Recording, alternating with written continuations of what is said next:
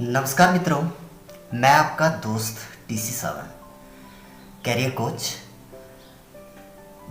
DElEd प्रवेश परीक्षा से संबंधित कुछ जरूरी टिप्स एंड ट्रिक्स लेकर आ रहा हूँ। दोस्तों, डीएलएड प्रवेश परीक्षा 12 जुलाई को होनी थी, लेकिन हिमाचल प्रदेश स्कूल शिक्षा बोर्ड ने इसको स्थगित कर दिया है और अब इसकी डेट बढ़कर 19 जुलाई 2020 को हो गई है।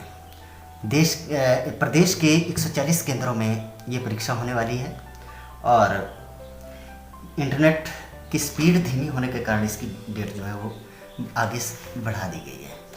तो चलिए, जो मेरे मित्र लोग डीएलएड प्रवेश परीक्षा में बैठ रहे हैं, उनके लिए एग्ज़ाम से रिलेटेड कुछ ज़रूरी टिप्स एंड ट्रिक्स क्या रखने चाहिए जिससे वो अपने लक्ष्य में पास हो जाए।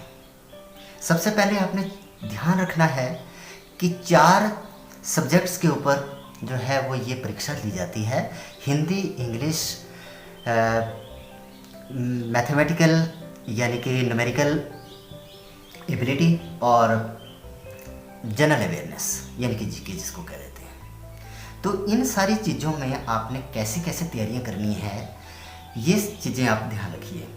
आप सबके लिए सबसे महत्वपूर्ण चीज़ इस वक्त है तो ये है कि आपने हिंदी और इंग्लिश के ग्रामर को अच्छी तरीके से स्टडी कर लेना है। आपके पास अभी वक्त भी है तो आप इसमें हिंदी और इंग्लिश के ग्रामर्स के ऊपर पूरी तरह से जुट जाइए।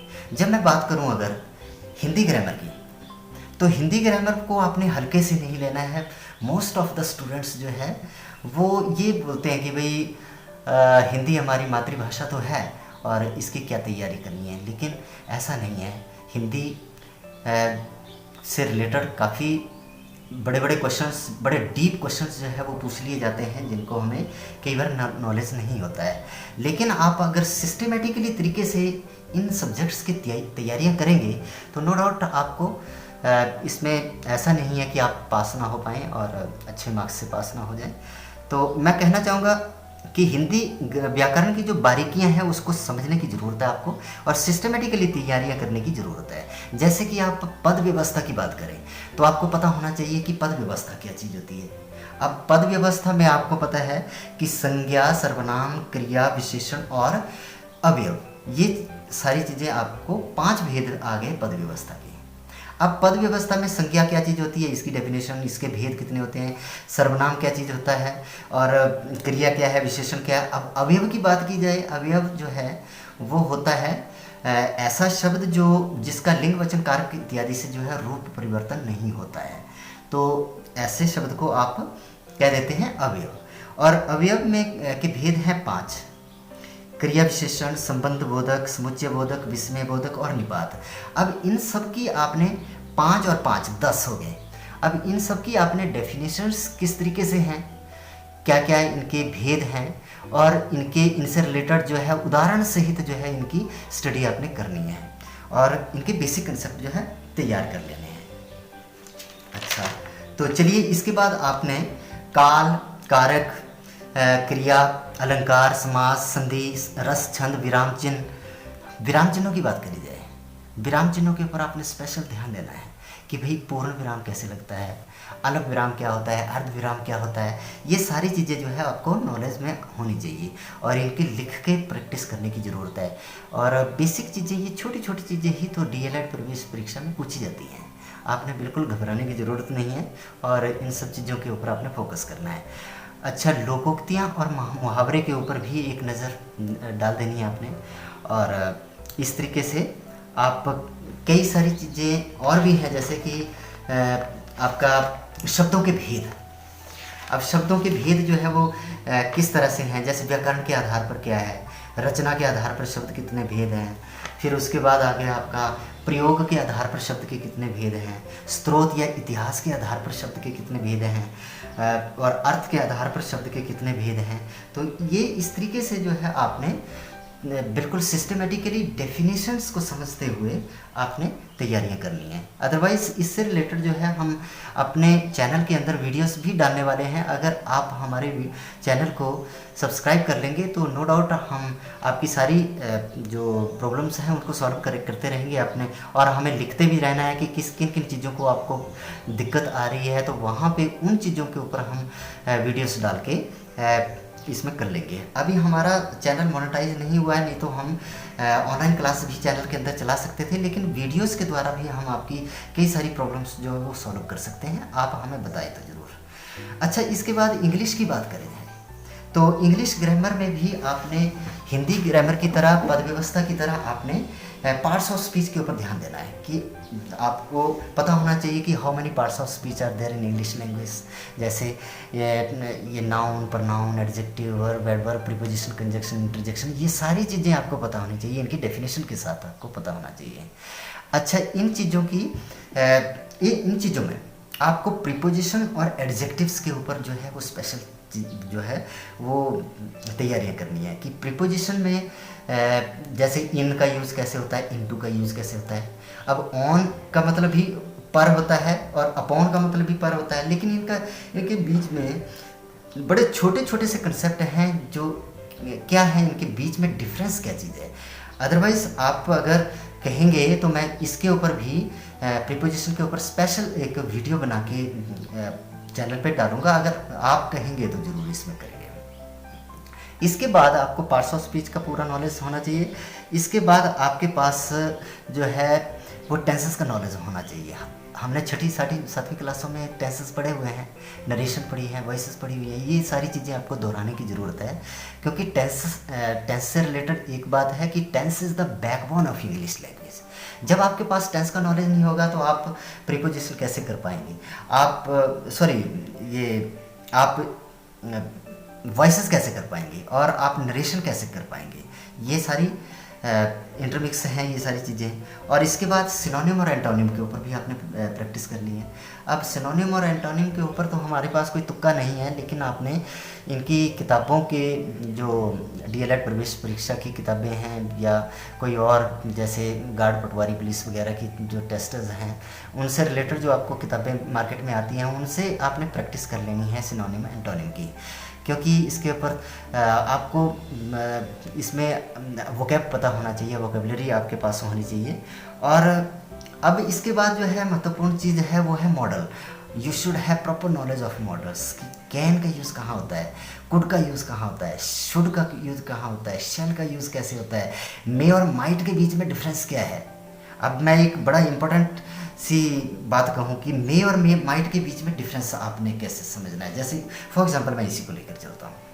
मे का मतलब है whenever we are going to show possibility you have to use may, and might का मतलब भी यही है, whenever there is possibility we have to use might. लेकिन कैसे यूज़ करना है, जैसे एक एग्जांपल मैं बताता हूँ आपको कि इट मे रेन टुडे, आज बारिश हो सकती है। और एक वाक्य ये भी बोल सकते हैं हम कि इट माइट रेन टुडे, और ये भी वाक्य ठीक है। तो ये चीज़ें जो है वो इनके बीच में डिफरेंस क्या है, मे और माइट के बीच में डिफरेंस ये है कि जब हम स्ट्रॉन्ग पॉसिबिलिटी है तो मे यूज़ करना है, और जब वीक पॉसिबिलिटी है तो हमने माइट यूज़ करना है। अब जैसे इट मे रेन टुडे, तब आज बारिश हो सकती है। अब बोलने वाले के अंदाज भी डिपेंड करेगा, ये ज़्यादा जो है वो स्पीकिंग इंग्लिश के अंदर ही हम यूटिलाइज़ करते हैं whenever we study about communication skill और इंग्लिश स्पीकिंग कोर्स जब हम कराते हैं तो उसमें ये सारी चीज़ें करवाते हैं कि ये प्रैक्टिकल यूज़ होता है मे माइट का। तो इसमें जैसे स्ट्रॉन्ग पॉसिबिलिटी, जैसे उसके हाव भाव दिख जाएंगे बोलने वाले के कि इट मे रेन टुडे, आज बारिश हो सकती है। अब ये भी तो हो सकता है कि इट माइट रेन टुडे, यानी कि लेस इम्पोर्टेंट, मतलब यह है कि स्ट्रॉन्ग पॉसिबिलिटी है तो मे लगता है, जब वीक पॉसिबिलिटी है तो माइट लग जाता है। तो इसी तरीके से आपने, ये तो एक एग्जांपल दे रहा था, इसी तरीके से आपने ये छोटे छोटे कंसेप्ट जो इंग्लिश ग्रामर से रिलेटेड भी आपने कर लेने हैं। इसके बाद हम बात करें न्यूमेरिकल एबिलिटीज़ की। न्यूमेरिकल एबिलिटी, जैसे जिसको हम मैथमेटिक्स कह देंगे। तो इसमें भी अब देखा गया है कि डीएलएड प्रवेश परीक्षा में इतने हैवी मैथमेटिक्स नहीं आता है। इसमें भी हम क्या करते हैं कि बेसिक्स ऑफ मैथमेटिक्स हमें समझने होते हैं, जैसे वॉडमस का यूटिलाइज कैसे करते हैं, प्रॉफिट लॉस कैसे है, सिंपल इंटरेस्ट, कंपाउंड इंटरेस्ट क्या है, और कई सारी चीज़ें हैं इस तरीके से। तो जिनके आप छोटे छोटे बेसिक चीज़ें और इनके आपने जो है फार्मूलाज भी याद करके रखने हैं। जैसे हमारा मेंसुरेशन से रिलेटेड जो है, क्षेत्रमिति से रिलेटेड, जैसे घन, घनाभ, शंकु, बेलन, गोला, तो ये चीज़ें जो हैं, जैसे वर्ग, आयत, इनकी डेफिनेशनें जो है और इनके स्ट्रक्चर जो है वो आपने समझ के रखने हैं। ये भी बड़ी इंपॉर्टेंट चीज़ है। अदरवाइज़ आपको अगर ज़रूरत होगी किसी भी सब्जेक्ट से रिलेटेड, तो आप हमारे चैनल के अंदर जो है वो कह देंगे, तो हम उसी के ऊपर जो है वो आपके लिए लेके आएंगे, हम वीडियो बना के लाएंगे। हम अभी इसको, हमारा चैनल जो है वो मोनेटाइज नहीं हुआ है, इसलिए हम वीडियोस के द्वारा ही आपकी हर प्रॉब्लम को सॉल्व कर सकते हैं। अदरवाइज़ मोनेटाइज हो जाता है तो फिर हम तो लाइव क्लासेस भी शुरू कर देंगे। तो इस तरीके से आपने मैथमेटिक्स की भी अच्छे तरीके से प्लानिंग तैयार करनी है। लेकिन एक चीज़ का ध्यान रखिए, मैंने आपको बताया हिंदी, इंग्लिश और मैथमेटिक्स, ये 3 चीज़ें ऐसी हैं जिनके ऊपर आपका सारा आपकी जो पास होने का या आपको अच्छे मार्क्स लेने की जो है वो इसके ऊपर है। इन सब्जेक्ट्स के ऊपर गारंटी भी ली जा सकती है। अब संज्ञा की डेफिनेशन है तो चेंज नहीं होगी।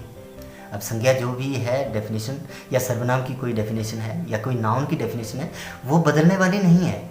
ये चीज़ें जो है बिल्कुल परमानेंट हैं, और ये चीज़ें जो है वो आपको स्कोरिंग सब्जेक्ट्स हैं, ये हिंदी, इंग्लिश और मैथमेटिक्स। और इसके बाद हम जब बात करें जीके की, यानी कि जनरल अवेयरनेस की बात करें, तो इसमें देखा गया है कि डीएलएड प्रवेश परीक्षा में हिमाचल से रिलेटेड जो है क्वेश्चंस काफ़ी आते हैं। जीके तो कुछ भी आ सकता है, मैं इसमें कोई दावा नहीं करूंगा, लेकिन आपने हिमाचल पे भी, हिमाचल जीके के ऊपर ज़्यादा फोकस करना है। और हिमाचल में भी आपने इसकी ज्योग्राफी के ऊपर, कि इसके नदियाँ, नाले, इसकी खड्डें और इसके पहाड़, इसके दर्रे, इसके जोत, तो वन्यजीव अभयारण्य, तो इन सारी चीज़ों के ऊपर आपने फोकस करना है, और ये चीज़ें जो है वो वैल्यूएबल हैं आपके लिए। और फिर उसके बाद जनरल साइंस का भी आपके पास नॉलेज होना चाहिए। अब जनरल साइंस में बात करें, जैसे किस डेफिशिएंसी से, किस विटामिन की डेफिशिएंसी हमसे हमें कौन सा रोग हो जाता है, या इन्फेक्शस जो डिजीज़ हैं वो किस तरह से कैसे हो जाते हैं। तो ये सारी चीज़ें जो हैं बेसिक कंसेप्ट, यानी कि साइंस जो है वो बिल्कुल बेसिक साइंस जो है, जनरल साइंस जो है वो आपको पास होनी चाहिए। और इस तरीके से आपको हिस्ट्री, पॉलिटिकल या अदर सब्जेक्ट्स का भी नॉलेज होना चाहिए। तो जीके में खैर जीके को आपने 4th लेवल पे रखना है जब आप तैयारियों में बैठे हुए हैं, लेकिन आपने हिंदी, इंग्लिश और मैथमेटिक्स को 1st लेवल पे लेके आना है। और इस तरीके से देखिए, आप अच्छे तरीके से शिद्दत से तैयारियां करिए, तो नो डाउट आपको पास होने में कोई भी बाधा नहीं आएगी। और मेरी शुभकामनाएं आपके साथ रहेंगी कि आप सब लोग, जो भी इस प्रत्याशी इस टेस्ट में बैठ रहे हैं, वो लोग अपने एम में सफल हो जाएं और अपना लक्ष्य जो है वो पा लें। और इसी के साथ धन्यवाद। और अदरवाइज़ आपको किसी भी सब्जेक्ट के ऊपर कोई स्पेसिफिक आपको कोई वीडियो चाहिए होगी, तो आप कमेंट बॉक्स में चैनल में जाकर चैनल को सब्सक्राइब कर लें, और वहाँ पे जाकर आप बताएंगे तो ज़रूर हम इस पे लेकर आएंगे। और आप सबका बहुत बहुत धन्यवाद।